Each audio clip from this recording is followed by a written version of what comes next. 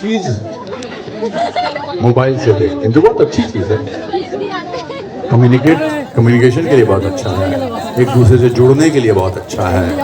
हम माँ बाप से, दोस्तों से फेस टाइम पे बात कर सकते हैं, सोशल मीडिया पे एक दूसरे से विचारों का आदान प्रदान कर सकते हैं, लेकिन महसूस कम करते हैं। मोबाइल आपको महसूस नहीं होने देता। हमने अपनी मुस्कुराहटों को भी इमोजीज में बदल दिया है। हमने अपने आंसुओं को, अपने आलिंगन को, अपने हग्स को भी इमोजीज में बदल दिया है। हम इमोजी भेजते हैं और सोचते हैं कि काम हो गया। हम एक दूसरे की तरफ मुस्कुराते ही नहीं है, एक दूसरे को गले लगाते ही बहुत कम है, क्योंकि हमने इमोजी भेज दिया। ये मैं सोच रहा था यहाँ बैठा हुआ, ऐसा नहीं कि मैं सबसे ज़्यादा सोशल मीडिया का वो करता हूँ, इस्तेमाल करता हूँ, because I think to connect with people it's very important to have social media, but sometimes in life it's very important to just listen, to have a conversation. We don't now talk to people, we talk at people. पहली बात तो Parul university को मैं उनके guts की मैं बहुत दाद देता हूँ। किसी की जिंदगी आपसे बेटर है। आपके 300 फॉलोअर्स हैं, फलाने के 800 फॉलोअर्स हैं, तो आप अपने आप ही छोटापन महसूस हुआ। तो ये दौर जो है फेलियर्स का बहुत है। मगर मेरी जिंदगी से मेरे पिताजी ने 9th क्लास में, 9th स्टैंडर्ड में, जब मैं 14 साल का था, फेलियर का डर निकाल दिया था। याद रखिए, मेरे फादर कोई बहुत बड़ा पढ़े लिखे या बहुत ही इंटेलेक्चुअल किस्म के इंसान नहीं थे। He was just a clerk in the forest department with 90 rupees to start with. तो आप लोगों के बहुत होता होगा कि आपको अपनी रिपोर्ट कार्ड लेके जाना होगा, स्कूल से रिपोर्ट कार्ड मिलती है, फिर आपको अपने घर वालों से साइन करानी है पड़ती है। होता है कि नहीं होता है? अब पता नहीं पारुल यूनिवर्सिटी में नहीं होता है, बट स्कूल में मेरे होता था कि we had to get our report card signed by our parents. तो मैंने जैसा कि बताया कि कभी 38% से ज़्यादा मार्क्स नहीं आए, तो मैं बड़ा डरता था कि पिताजी को रिपोर्ट कार्ड ऐसे टाइम पे दिखाऊंगा जब वो जल्दी में होंगे। तो एक बार 9th स्टैंडर्ड में मैं अपनी रिपोर्ट कार्ड उनको जल्दी से दिखाई, वो निकलने वाले थे। सडनली उनको याद आया कि वो अपने ऑफिस में अपने स्टोर की चाबी भूल गए हैं। तो वापस गए और उन्होंने अपनी चाबी उठाई और फिर देखा रिपोर्ट कार्ड। बोले, ये तेरी रिपोर्ट कार्ड है? मैंने कहा हाँ जी। बोले, तू अपनी क्लास पे 59th आया है? मैंने कहा हाँ पापा। बोले, क्लास में स्टूडेंट्स कितने हैं? मैंने कहा 60। अब मुझे लगा कि मेरे पिताजी मुझे डांटेंगे, मुझे बहुत कुछ बोलेंगे, लेकिन उन्होंने एक लंबा पॉज लेने के बाद एक बात कही। उन्होंने कहा, बेटा एक बात तो है, जो अपनी क्लास में फर्स्ट आता है उसको हमेशा इस बात का टेंशन रहता है कि मुझे हमेशा फर्स्ट आना है। वो सेकंड भी आता है तो उसको लगता है उसका डिमोशन हो गया है। लेकिन जो 59th आया है वो 48th आ सकता है, 34th आ सकता है, 21st आ सकता है। एक काम करना, अगली बार 48th आ जाना। और फिर उसके बाद उन्होंने एक बड़ी अच्छी लाइन बोली। उन्होंने कहा, remember one thing my son, failure is an event, never a person. Event fail होता है, इंसान फेल नहीं होता है। तो 14 साल के बेटे का या बच्चे का अगर उसके पिताजी ही फेलियर का डर निकाल दे, तो दुनिया की कोई ताकत उसको रोक ही नहीं सकती है। yes. तो आप सोचेंगे कि मैं फिर वहां से यहां कैसे पहुंचा। I never stopped dreaming. In a small town, you have lot of time to dream.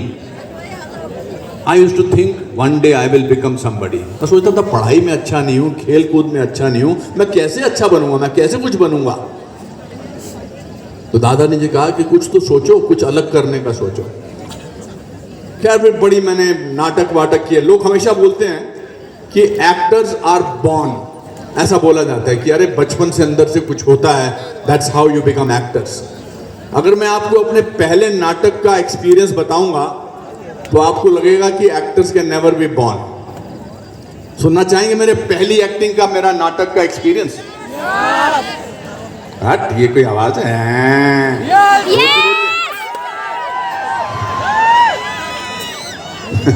अच्छा पीछे वालों, आगे आने के बहुत चांसेस हैं। आप देखो, अच्छा लगा मुझे, पीछे वालों ने भी कुछ अच्छा बोला।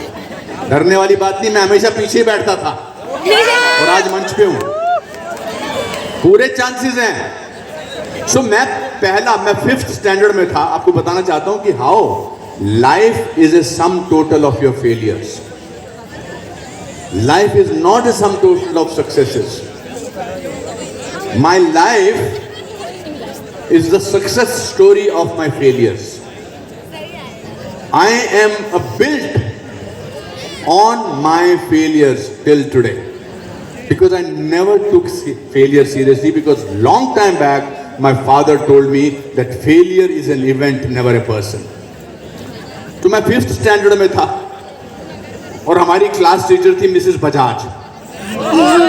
मिसेस बजाज ने एक प्ले चुना करने के लिए। प्ले का नाम था पृथ्वीराज चौहान, और चूंकि मैं सबसे गोरा लड़का था क्लास में, मेन रोल मुझे मिल गया।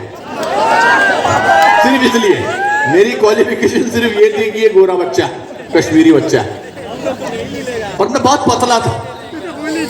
आई was so thin that I could see through a keyhole with both my eyes. इतना पतला था। इनफैक्ट मैं जब बहुत हवा चलती थी शिमला में, तो मेरी माँ मेरा बैग जो थे उसमें थोड़ा और भारी सामान डाल देती ताकि मैं उड़ना ना शुरू कर दूं। और मुझे मिल गया पृथ्वीराज चौहान का रोल। पृथ्वीराज चौहान की कहानी कुछ ऐसी है कि पृथ्वीराज चौहान को जयचंद की बहन से, संयुक्ता से प्यार होता है, तो प्ले में मुझे उसको 3 बार गिराना है। जो जयचंद का रोल करने वाला स्टूडेंट था उसका नाम था नंद किशोर, नंदू। वो दूध वाले का बेटा था। वो मुझसे 5 गुना मोटा था, बड़ा था। पर प्ले में मुझे उसको गिराना था, उसने 3 बार गिरना था। तो मेरे पिताजी ने पूछा, बेटा प्ले में क्या होता है, तू एंड में जीतता है कि नहीं जीतता?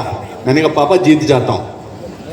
तो जब पर्दा खुला 5th स्टैंडर्ड में, मेरे स्कूल का नाम था लेडी इरविन हाई स्कूल, तो मैंने जब पर्दा उठा तो देखा कि लेफ्ट साइड में खेर खानदान के चमकते सितारे, गवर्नमेंट ऑफिस वाले, टीचर्स, बेचारे पतले पतले लोग, और राइट साइड में नंद किशोर का परिवार, दूध वाले, हट्टे कट्टे, मोटे मूंछों वाले। और मैं तो रिलैक्स था, मुझे पता था कि मुझे जीतना है। तो मैंने अपना डायलॉग बोला तलवार उठा के, चला जा ना बकवास कर तू नंदू गिर। नंदू गिर गया। मेरे पिताजी ने मुझे देखा। दूसरी बार बोला मैंने, चला जा ना बकवास कर तू नंदू गिर गया। तीसरी बार जब मुझे बोला, मैंने बोला चला जा, सडनली ऑडियंस में से नंद किशोर का बाप खड़ा हो गया और बोला, नंदू अब के गिरा तो घर ना आइयो। उसके बाद इतिहास पलटा, नंद किशोर पलटा, और जयचंद ने पृथ्वीराज चौहान को उठाकर ऑडियंस में फेंक दिया। तो मुझे लगा कि प्राइज डिस्ट्रीब्यूशन शुरू हुआ, तो उन्होंने कहा and the best actor award goes to, तो किसी और का नाम ले लिया। फिर उन्होंने कहा कि best supporting actor award goes to, तो किसी और का नाम ले लिया। फिर मुझे लगा कि चलो कॉन्सोलेशन प्राइज तो मिलेगा, लेकिन कॉन्सोलेशन प्राइज नंद किशोर को मिला। तो जब शाम को मैं अपने उस घर के कोने में बैठा हुआ था और उदास था, और घर वाले जब संयुक्त परिवार में कोई फेल जैसा हो जाता तो लोग उससे नजरें नहीं मिलाते हैं, तो सब मुझे देख नहीं रहे थे। तो मेरे पिताजी घर के बाहर से एक जंगली पीले फूलों का गुच्छा लेकर आए और उन्होंने मेरे हाथ में दिया और बोला, बेटा ये हारने के लिए नहीं है, ये ट्राई करने के लिए है। तो मेरे लिए तो उससे बड़ा इनाम कोई था ही नहीं कि पिताजी कह रहे हैं कि ये हारने के लिए नहीं है, ट्राई करने के लिए है। फिर मुझे बहुत सालों बाद याद आया कि ओशो ने एक लाइन कही थी आचार्य रजनीश से, if you try you risk failure, if you don't you ensure it. तो घर में ही सारी शिक्षाएं मिलती हैं क्योंकि बातचीत होती थी। फिर मैं फिर मैं नेशनल स्कूल ऑफ ड्रामा में गया, फिर मैंने एक्टिंग सीखी, फिर मैं बॉम्बे पहुंच गया। 3 जून 1981 को मैं बॉम्बे पहुंचा एक्टर बनने के लिए, फिल्मों में काम करने के लिए। मैं गोल्ड मेडलिस्ट था नेशनल स्कूल ऑफ ड्रामा से, नेशनल स्कूल ऑफ ड्रामा से गोल्ड मेडलिस्ट। 3 जून 1981 को मैं पहुंचा मुंबई फिल्मों में अपनी किस्मत आजमाने के लिए। और जब आपके नए नए बाल निकलते हैं तो आप ऐसे नहीं दिखते हैं, इतने हैंडसम, डिग्निफाइड, स्मार्ट। आधे यहाँ से निकल रहे होते हैं, आधे यहाँ से निकल रहे होते हैं। तो मुझे पता लगा कि जितने भी प्रोड्यूसर्स को मैं मिलने जाऊं, जितने भी लोगों से मैं काम मांगूं और वो मुझे कहें कि जी आपके तो बाल नहीं हैं, हम आपको काम कैसे दे सकते हैं। So gold medal was not important, hairstyle was much more important in early 80s in cinema. और सब मुझे बोलते थे कि आप एक काम करिए, आप राइटर बन जाइए, आप असिस्टेंट बन जाइए, एक्टर नहीं बन सकते आप क्योंकि बाल नहीं है आपके पास। तो मुझे लगता था कि उम्र भर अपने ही गिरेबान से उलझने वाले तो मुझे मेरे ही साये से डराता क्या है। मैंने कहा बनूंगा तो मैं एक्टर, राइटर तो मैं बन नहीं सकता, मुझे पता नहीं कैसे लिखते हैं। शुरू के जितने पैसे इकट्ठे किए थे खर्च हो गए, फिर पैसे खत्म। फिर मैंने 27 रातें, ये मैं आपको इसलिए कहानी बता रहा हूं क्योंकि मैं बहुत आपका मनोरंजन करते हुए बातें कर सकता हूं, मैं अपने डायलॉग सुना सकता हूं, मगर ये इसलिए बता रहा हूं कि हारना नहीं है। जिंदगी में बहुत सारी ऐसी बातें आएंगी क्योंकि आप में से ही कोई, अभी आपकी एंकर बोल रही थी कि, या आपकी जो पहले मेरे से पहले बोलने वाली महिला थी वो बोल रही थी कि ऐसे शाहरुख खान वहां से निकले थे, ऐसे। तो आप में से ही कोई निकलेंगे जो आगे देश का भविष्य बनाएंगे, और वो इसी तरह से बनेगा क्योंकि आप इन लोगों की कहानियां सुनेंगे। तो मैंने कहा कि नहीं बनूंगा। तो 27 दिन मैंने रेलवे प्लेटफॉर्म पे गुजारे। कल मुझे वापस बाय एयर जाना था, पर मैंने अपने दोस्त को कहा कि मैंने कहा मैं कल ट्रेन से जाना चाहता हूँ वापस, बड़ौदा से ट्रेन से जाऊंगा मैं वापस मुंबई। तो उन्होंने कहा नहीं हमारी एयर की टिकट है। मैंने कहा नहीं, मुझे वो रेलवे का एक्सपीरियंस लेना है। तो थोड़ा मुझसे अपसेट भी हुए हरमन जी। उन्होंने कहा क्या सर, आप when you can make it easy for yourself then why do we have to go like this। उनको क्या पता है कि भाई जो 27 रातें मैंने रेलवे प्लेटफॉर्म पे गुजारी थी एक बेंच पर लेटकर, उसकी तकलीफ क्या थी।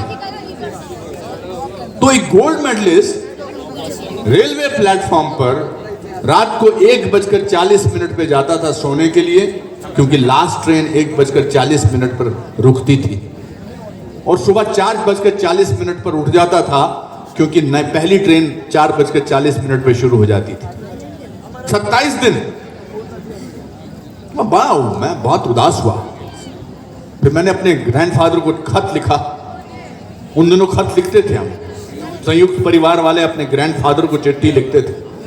मैंने लिखा दादाजी ये क्या जिंदगी है, मैं नेशनल स्कूल ऑफ ड्रामा का गोल्ड मेडलिस्ट हूं, मुझे Arthur Miller, Tennessee William, Shakespeare, Jaishankar Prasad, Maithili Sharan Gupt, Harivansh Rai Bachchan, इन सब की कविताएं, इन सब की बातें, इन सब का मुझे सब लिटरेचर पता है, और मेरे को यहाँ पर रेलवे प्लेटफॉर्म पे सोना पड़ रहा है।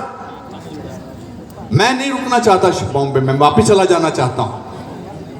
मैं वापस दिल्ली चला जाता हूँ, लखनऊ चला जाता हूँ, शिमला चला जाता हूँ, मैं क्यों रह रहा हूँ यहाँ पर। उन्होंने एक खत लिखा मेरे एक दोस्त के एड्रेस पर, और उस खत में लिखी एक लाइन ने मेरी लाइफ बदल दी। उन्होंने लिखा बेटा तूने बहुत मेहनत की है, तू यहाँ तक पहुँचा है, तेरे घर वालों, तेरे माँ बाप ने अपनी घड़ी बेची है, अपने कंगन बेचे हैं तेरी माँ ने यहाँ तक पहुँचाने के लिए, और तू 1 साल से यहाँ रह रहा है, अब वापस मत जा।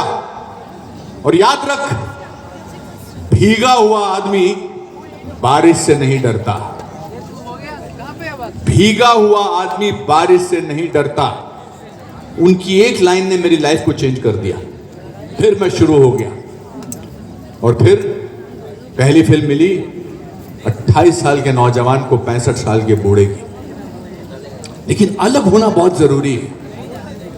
अगर मैंने वो पहली फिल्म नहीं की होती तो आज इन 40 सालों में मैं आपके सामने 543 फिल्में करने वाला इंसान यहां खड़ा नहीं होता। ऐसा नहीं कि इन 40 सालों में मुझे मेरी जिंदगी में उतार चढ़ाव नहीं आए, बहुत सारे उतार चढ़ाव आए, बहुत सारी तकलीफें आई। 2004 में मैं ऑलमोस्ट बैंकरप्ट हो गया था, क्योंकि मैं टीवी टाइकून बनना चाहता था, मैं अपना स्टूडियो चाहता था। मेरे खानदान में 100 साल के खेर खानदान में मैं अकेला आदमी था जिसने 10,000 रुपया एक साथ देखे थे। लेकिन हिम्मत नहीं हारी, हिम्मत नहीं छोड़ी। अब आप सबने हम आपके हैं कौन देखी होगी। हम आपके कौन में एक सीक्वेंस है, शायद आपको बहुत ज्यादा पता नहीं होगा, जिसमें वो जो पिलो का सीक्वेंस है, जब हम पिलो बांटते हैं एक दूसरे में।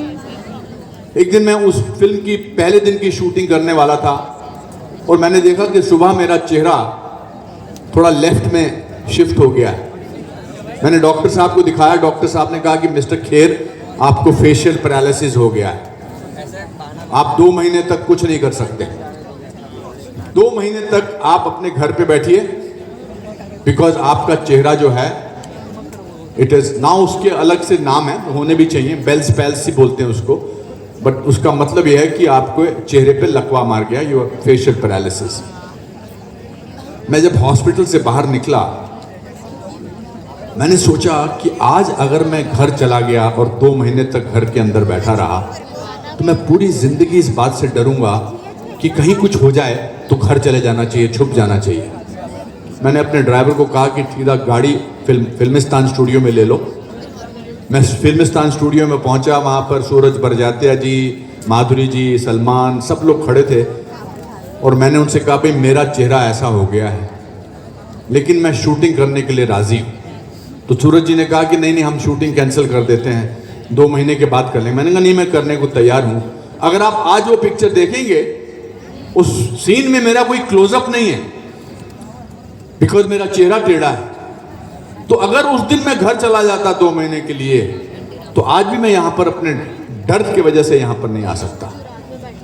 तो लहरों से डरकर नौका पार नहीं होती, हिम्मत करने वालों की हार नहीं होती। नन्ही चींटी जब दाना लेकर चलती है, चढ़ती दीवारों पर 100 बार फिसलती है। मन का विश्वास रगों में साहस भरता है, चढ़कर गिरना, गिरकर चढ़ना ना करता है। आखिर उसकी मेहनत बेकार नहीं होती, हिम्मत करने वालों की हार नहीं होती। सो मैं अपनी तारीफ के लिए बात नहीं कर रहा। दूसरी बात, 3 बातों की बात खत्म करूंगा अपनी बात। दूसरी बात, parents are the best teachers in the world.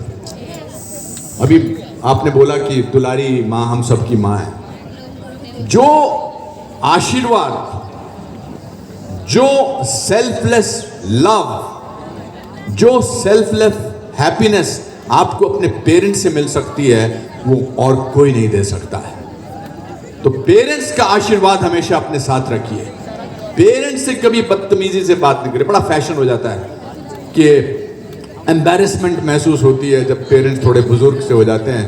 आप अपने नए नए फ्रेंड्स को लेकर घर जाते हैं, नए फ्रेंड्स जो 6 महीने पहले आपके फ्रेंड्स बने हैं और आप 25 साल से या 24 साल से अपने माँ बाप को देख रहे हैं, उनके सामने आप एम्बैरेस्ड हो जाते हैं कि माँ को बात करना नहीं आता है, पिताजी बात बात पे कुछ ऐसी बात करते हैं, भाई वो अरे पता नहीं पड़ता। सॉरी मामा, मेरे दोस्त आए हुए हैं, पिताजी मेरे दोस्त आए हुए हैं, अब इनके सामने ऐसे ऐसे बात मत करना। मैंने कभी ऐसा नहीं किया। मेरे दादाजी एक बार खाना खा रहे थे, मैं छोटा था, और खाना खाते खाते वो ऐसी आवाज कर रहे थे, खाने की आवाज कर रहे थे। तो मेरी माँ ने उनसे कहा कि बाबूजी क्या कर रहे हो, खाना खाते समय आप कितनी आवाज कर रहे हो। तो मेरे दादाजी ने कहा बेटा मुझे तो मजा आ रहा, प्रॉब्लम तेरी है। मैं हमेशा अपने दोस्तों को बोलता था मेरे पिताजी एक जोक सुनाएंगे जो पिछले 20 साल से सुना रहे हैं, तुम लोगों को उतना ही हंसना पड़ेगा जितना पहली बार जब सुनाया था। Don't get embarrassed because your parents will be always with you selflessly. That is what will make your character. If you do not respect your parents, if you are not with your parents, आप कितने बड़े इंसान बन जाओगे, आप कितने बड़े बन जाओगे, आप कभी महान नहीं बन पाओगे। मैं इतना पैसा कमाता हूं मगर मेरे ऊपर माता पिता का आशीर्वाद नहीं है, वो पैसा किसी काम पे नहीं है। मैंने हमेशा अपने घर वालों को, अपने माता, अभी देखिए मैंने जो भी बातें बताई अपने पिताजी की बताई हैं आपको, अपने दादाजी की बताई आपको, बिकॉज उनसे बेस्ट चीजें सीखने को मिली। Third thing, your country. Your country is the most important factor in your life. It is who you are and we are very very very very lucky to be born in India because it is the best country in the world, bestest country in the world. I have traveled all over the world, almost all over the world, with all my due respect to our guests over here, but the kind of love, the kind of culture, the kind of food, the kind of patience, the kind of tolerance this country teaches us, the kind of togetherness, it is not there in any other country. आज सुबह मैं अभी यहाँ आ रहा था तो मैं परेशान हो रहा था। मैं जब भी किसी फंक्शन पे जाता हूँ मैं ये बैज पहन के जाता हूँ, इस पे लिखा है प्राउड इंडियन, ये इस पर ये जो मैंने यहाँ लगाया हुआ है। इसीलिए आपके पासपोर्ट पे, आप में से बहुत लोगों के पास पासपोर्ट नहीं होंगे। I was told that you have more than 3,500 foreign national, so they understand. After your name in a passport it is always your nationality, not your religion, not your anything else, nationality. India and you are all 25,000 here and 40,000 people who are the 65,000 others. You are all the young ambassadors of our country. It's your responsibility to take country further. मैं अपने देश से 8 साल छोटा हूं। 1947 को देश आजाद हुआ था, 1955 में मैं पैदा हुआ, तो मैं और मेरा देश साथ में बड़े हुए हैं। हमने साथ में इस देश की तकलीफें, इस देश की छोटी छोटी जीतें, इस देश की छोटी छोटी बातें महसूस की हैं। तो मुझे देश के साथ बहुत प्यार है। मुझे लगता है या तो देश मेरा बड़ा भाई है या बड़ी बहन है या जो भी है, जिस तरह भी आप कहते हैं। So if I do not, आप देश के लिए हमेशा खड़े रहिए और जो दिल से बात है उसके बारे में जरूर बोलिए, क्योंकि देश, माता पिता, this is what makes you who you are. और पॉपुलर होने की सबके साथ जरूरत नहीं है। Be popular with yourself, because the only way you can be popular with yourself is being yourself. And all of us are superior, extraordinary individuals. The difference between ordinary and extraordinary is that little extra. All of us. मैं हमेशा इस बात का example देता हूं कि हमको ऊपर वाले ने अलग ही बनाया है, स्पेशल बनाया है। इसी वजह से हमारे फिंगरप्रिंट्स किसी से भी दुनिया में नहीं मिलते हैं। ये इस बात का प्रमाण है कि आप बेस्ट हैं। आज का चैनल, आस्था चैनल यहीं समाप्त करूंगा। बहुत अच्छा लगा मुझे आपसे बात करके, बहुत प्यार आया आप पर,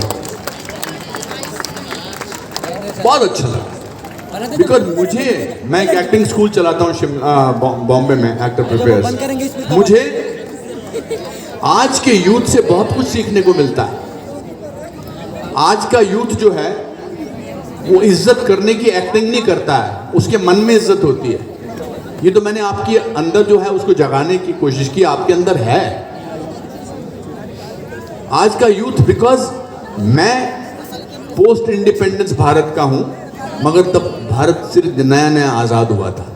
आप लोग एब्सोल्यूट फ्री इंडिया में पैदा हुए हैं, इसलिए आपको जरूरत नहीं होती। आपके घर वाले आपको नहीं बोलते हैं अरे ऐसे मत बोल, सामने वाला बुरा मान जाएगा। So I wish you great luck and great future, and thanks to Parul University for inviting me for this amazing event. I am a proud Indian and a proud citizen of my country, and I'm so proud to be part of this or function today. Thank you very much. Jai Hind, Jai Bharat. Bharat Mata ki. Bharat Mata ki. Kashmir. The Taj of India. Cinema. Rozi Roti. Youth and these 25,000 students think here at Parul University. Future of India.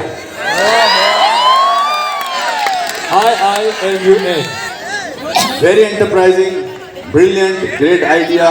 I love Rishabh. I think he is fantastic and his team is very enterprising and is very good. This is a great initiative that he has taken. And one more thing from my heart. Dullari. Ma. Alright, come on everyone. Dullari rocks. And whenever we are all sad, उनको एक बार सुन के anyone can pull their socks up. She is Dullari. She rocks everywhere. एक बार उनके लिए एक video बना सकते हैं सर मिलके. अब एक काम करना आपको मेरे साथ. आप उस वीडियो में नहीं होंगे अनफॉर्चुनेटली. अभी हम ऐसा करेंगे कि आप 2-3 दिन से लेक्चर सुन रहे हैं और बड़े अच्छे लेक्चर हैं, बड़े अच्छे लोग आए हैं. मगर आप अभी भी ये वीडियो डालने वाला हूँ अपने सोशल मीडिया पे. आपको ऐसी एक्टिंग करनी है और ये आपका एक्टिंग का भी टेस्ट है कि आप मेरा लेक्चर सुन के पागल हो गए. ठीक है, तो आप शोर मचाइए और आप इसको वीडियो को लीजिए.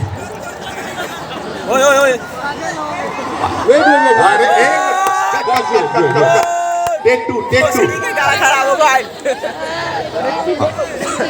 Okay guys, wait. Alright, so when I count down and you will start. Alright, so 5, 4, 3, 2 and go!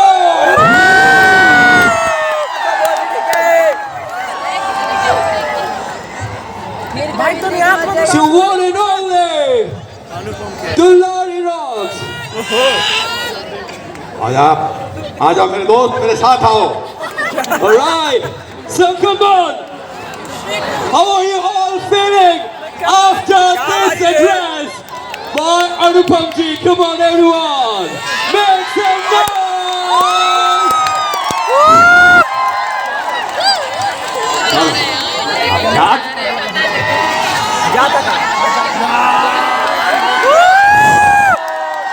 Are you guys enjoying?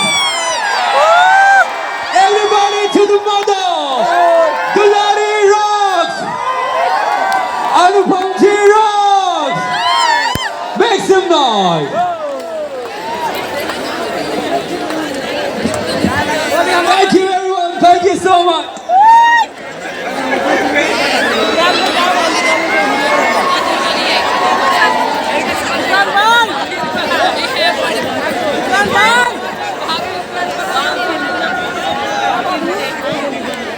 यहाँ से दिख गया है अपन को बंदा जा रहा है. वीडियो कर क्या भैया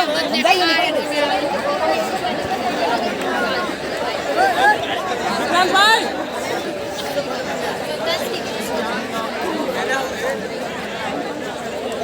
वीडियो बनाओ यार. वो वाली बहुत बनाओ यार.